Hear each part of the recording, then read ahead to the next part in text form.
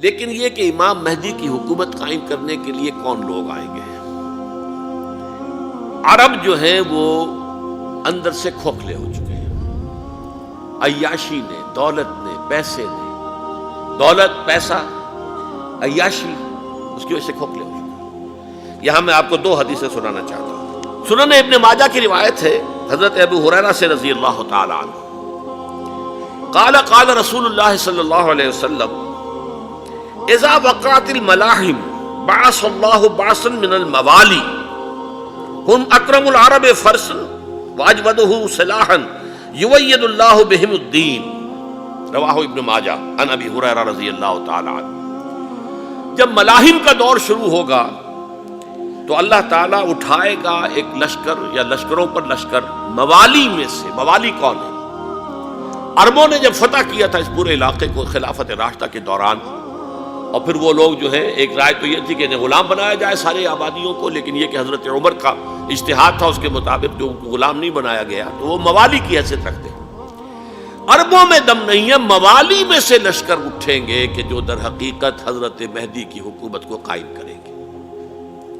دوسری حدیث سنیے، عن عبداللہ ابن الحارث رضی اللہ تعالی عنہ، اور یہ ابن ماجہ کی روایت ہے، قال قال رسول اللہ صلی اللہ علیہ وسلم یخرج ناس من المشرق فیوطئون للمہدی یعنی سلطانی، لشکر نکلیں گے، لوگ آئیں گے مشرق سے، اور وہ حضرت مہدی کی حکومت کو جمائیں گے اور قائم کریں گے۔ اب ذرا نوٹ کیجئے کہ جزیرہ نماء عرب کے مشرق میں کون سے ملک ہیں؟ تین: ایران، افغانستان، پاکستان۔ یہ تین سالڈ مسلم ممالک، مسلم آبادی اکثریت۔ ویسے تو یہ کہ آگے ہندوستان میں 20 کروڑ مسلمان ہیں، لیکن وہ 20 کروڑ جو ہے وہ تو 80 کروڑ کے اندر تحلیل ہو جاتے ہیں غیر مسلموں میں، لیکن یہاں جو معاملہ ہے یہ غالب اکثریت کے۔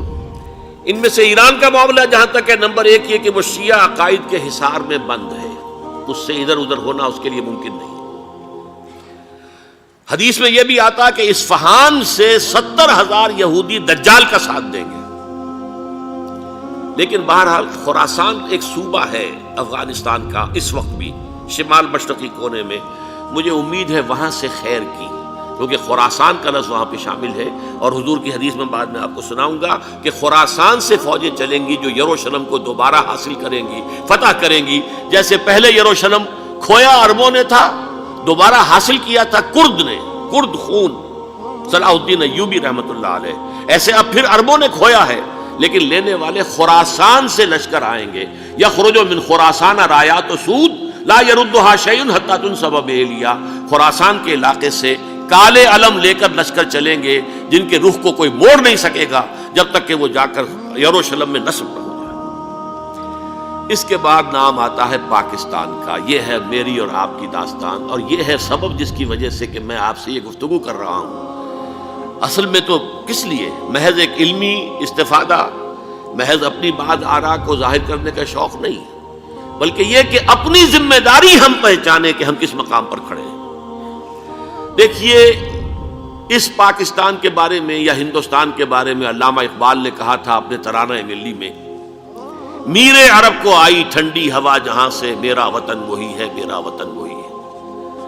اور مجھے بتایا گیا کہ سنن ابی داؤد میں یہ روایت موجود ہے کہ حضور نے فرمایا کہ ہندوستان کی طرف سے مجھے ٹھنڈی ہوا آتی ہے، اگرچہ مجھے وہ حدیث ابھی نہیں ملی ہے، لیکن حزب التحریر کا ایک کارڈ مجھے ملا تھا، تو اس میں اس حدیث کا اور اس میں ابو داؤد کا روایت کا حوالہ موجود تھا۔ لیکن میں جو چیز آپ کو بتا چکا ہوں وہ یہ کہ الف ثانی کا پورا تجدیدی کارنامہ اس ہندوستان کی سرزمین میں ہوا۔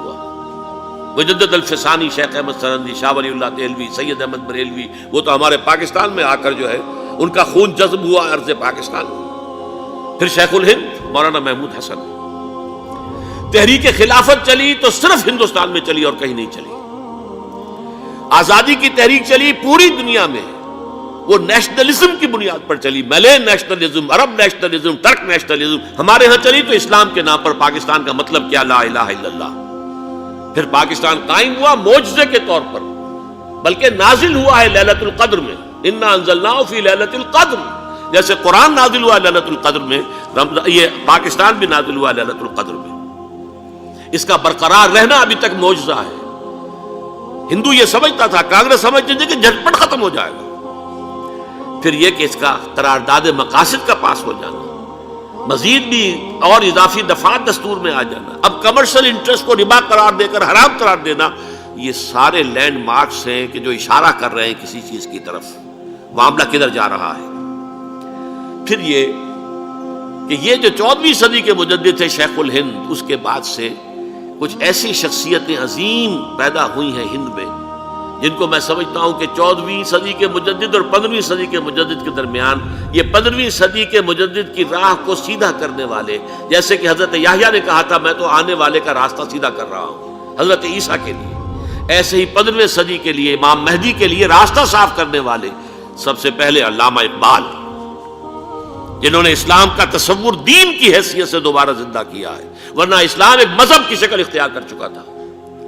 پھر مولانا مودودی، مولانا ابوالکلام آزاد حکومت الہیہ کے نعرے کے ساتھ میدان میں آئے۔ یہ اقبال نے جو تصور پیش کیا تھا اس پر عملی جد و جہد کے لیے حزب اللہ قائم ہوئی۔ نوٹ کر لیجئے 11 برس کا فرق ہے عمر کا علامہ اقبال کے اور ابوالکلام کے، اور 1913 میں جب حزب اللہ قائم کی ہے اس وقت علامہ اقبال کی ملی شاعری اپنے عروج کو پہنچ چکی تھی۔ پھر یہ کہ علامہ اقبال کے بعد تعمیل جو ہے اس کام کی وہ ابوالکلام نے کی، لیکن روایتی علماء نے کی شدید مخالفت کی وجہ سے وہ بددل ہو کر چھوڑ گئے، کانگریس میں شامل ہو گئے، بساط جو ہے حزب اللہ کی انہوں نے لپیٹ دی۔ پھر مولانا مودودی آئے، انہوں نے وہ ڈور جو ہے اس کا سرا تھاما، جماعت اسلامی قائم کی حکومت الہیہ ہی کے قیام کے لیے، اگرچہ میرے نزدیک یہ کہ وہ انتخابی اور ایک قومی سیاست کی ایک جماعت بن کر پاکستان میں جو ہے دلدل میں پھنس گئی ہے۔ اب ہم اس کی کوشش کر رہے ہیں، تنظیم اسلامی اور یہ تحریک خلافت جس کے تحت یہ جلسہ ہو رہا ہے، یہ ساری چیزیں وہ ہیں کہ آپ کو سوائے پاکستان کے اور کہیں نہیں ملیں گی پوری دنیا میں۔ معلوم ہوتا ہے کہ پاکستان کو بہت بڑا رول پلے کرنا ہے اس میں، اور اس کے ساتھ اب جمع کر لیجئے افغانستان کی عمارت افغانستان، اسلامی عمارت افغانستان قائم ہو چکی ہے۔ یہ پچھلے 20 سالوں میں جو کچھ وہاں ہوتا رہا ہے اس سے پہلے تصور نہیں ہو سکتا تھا۔ علامہ اقبال کے فرزند بھی دیکھ کر آئے ہیں، تو اگرچہ وہ خود میں سمجھتا ہوں کہ خاصے انہیں آپ لبرل کہیں، آزاد خیال کہیں، لیکن اس درجے متاثر ہو کر آئے تھے کہ انہوں نے یہ کہا افغانستان میں جو میں نے حالات دیکھے ہیں کہ اگر 2-4 اور مسلمان ملکوں کے اندر یہ نظام قائم ہو جائے تو پوری دنیا مسلمان ہو جائے گی۔ یہ سب کچھ کیسے ہو رہا ہے؟ یہ آنے والے دور کی جھلکیاں ہیں۔ Coming events are casting their shadows before. یہ سب بتا رہے ہیں کہ پاکستان افغانستان کو مل کر اس میں کوئی عظیم رول پلے کرنا ہے۔ اور اس کے ضمن میں اب میں علامہ اقبال کے بارے میں آخری بات کہہ رہا ہوں۔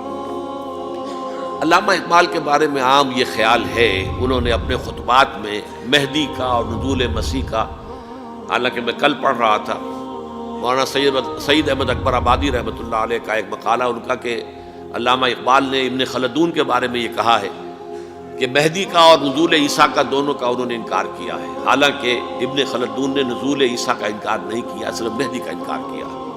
بہرحال علامہ اقبال نے خطبات میں انکار کیا ہے، لیکن یہ کہ اپنی شاعری کے اندر میں چیلنج کرتا ہوں کسی بڑے سے بڑے اقبال شناس کو، ان کا یہ شعر ذرا سنیے: خضر وقت از خلوت دشت حجاز آید بروں، کارواں زی وادی دور و دراز آید بروں۔ خضر وقت، امام وقت، رہنمائے وقت، قائد وقت، خلوت دشت حجاز، حجاز کی صحرا کی کسی خلوت گزینی سے نکل کر باہر آئیں گے۔ میں حیران ہوتا ہوں علامہ کے اس فکر پر اور اس مصرے پر۔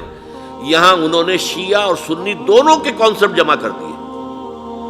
شیعہ کا کانسیپٹ یہی چھپے ہوئے کسی غار میں وہاں سے برآمد ہوں گے، اور ہمارا کانسیپٹ میں ام سلمہ رضی اللہ تعالیٰ عنہ کی حدیث سنا چکا، چھپے ہوئے ہوں گے وہ وہاں پر، مدینے سے نکل کر آ کر مکے میں چھپ جائیں گے۔ اس خانہ جنگی کی حالت میں لوگ ان کی طرف دیکھ رہے ہوں گے، سوچتے ہوں گے انہیں میدان میں آنا چاہیے، کوئی پارٹ پلے کرنا چاہیے، امت کی رہنمائی کرنی چاہیے، لیکن وہ چھپیں گے، وہ کارے ہوں گے، وہ اس ذمہ داری کو قبول نہیں کرنا چاہیں گے، جا کے چھپ جائیں گے مکے میں، وہاں سے مکے والے انہیں نکالیں گے، اور وہ کارے ہوں گے، انہیں بالکل یہ پسند نہیں ہوگا کہ یہ ذمہ داری اٹھائیں۔ تو خضر وقت از خلوت دشت حجاز آیت بروں، کارواں زی وادی دور و دراز آیت بروں۔ کارواں جو چلے گا ان کی مدد کے لیے اس وادی دور و دراز، اس زی عظیم وادی دور و دراز، یہ وادی سندھ ہے۔ وادی سندھ جو ہے ہم سمجھتے ہیں کہ صرف یہ پاکستان اور پنجاب جو ہے یہ اس میں شامل ہے، سندھ اور پنجاب نہیں، افغانستان کا پورا مشرقی علاقہ اس میں شامل ہے۔ جیسے دریائے جیلم سندھ میں جا رہا ہے، جیسے دریائے گلگت سندھ میں آ کر ملتا ہے، جیسے دریائے چناب اور راوی اور جیلم اور یہ سب جا رہے ہیں اور آ رہے ہیں، اسی طرح دریائے کابل کہاں سے آ رہا ہے، دریائے گومل کہاں سے آ رہا ہے، ڈوچی کہاں سے آ رہا ہے، یہ سارا جو ہے ڈرین جو ہو رہا ہے ایسٹرن جو ہے پارٹ آف افغانستان، یہ سب وادی ہے۔ اس وادی کے یہ دو حصے ہیں، ایک حصہ جو ہے یہ ادھر پاکستان میں ہے اور اسی وادی کا دوسرا حصہ جو ہے وہ افغانستان میں ہے۔ کارواں زی وادی دور و دراز آیت برو، کارواں چلے گا یہاں سے، یخرج ناس من المشرق یؤتون للمہدی یعنی سلطان ہی، مشرق سے فوجیں چلیں گی کہ جو مہدی کی حکومت قائم کریں گی، اور یخرج من خراسان رایات و سود، اور خراسان سے سیاہ پرچم چلیں گے کہ جن کا رخ کوئی موڑ نہیں سکے گا، حتیٰ تنصب بإیلیا، یہاں تک کہ وہ جا کر یروشلم کے اندر نصب ہو جائیں گے۔ حضرات، میں ایک میری گفتگو کا حصہ باقی تھا لیکن میں اسے چھوڑ رہا ہوں، اس لیے کہ گلوبلائزیشن جو اس کی ہوگی، جو خلافت علی منہاج النبوہ کی تجرید کامل حضرت مہدی کے ہاتھوں عرب میں ہوگی، اس سے پہلے اس کے لیے محنت، کوشش، جد و جہد پاکستان اور افغانستان میں ہو چکی ہوگی جو اسے سپورٹ کرے گی اور وہاں جا کر حکومت قائم کرے گی۔ اس کے بعد گلوبلائزیشن کا جو مرحلہ اس کا ہے وہ حضرت مہدی کے ہاتھوں نہیں ہے، وہ حضرت عیسیٰ ابن مریم ان کے نزول کے بعد ہے، جن کے نزول کے بعد دجال کا خاتمہ ہوگا اور یہودیوں کا استحصال ہوگا، مسلمانوں پر بھی بڑی تکالیف عربوں پر آئیں گی، شدائد آئیں گے، لیکن یہ وہ میں حصہ ملتوی رکھتا ہوں کسی دوسری محفل اور کسی دوسری مجلس اور نشست پر۔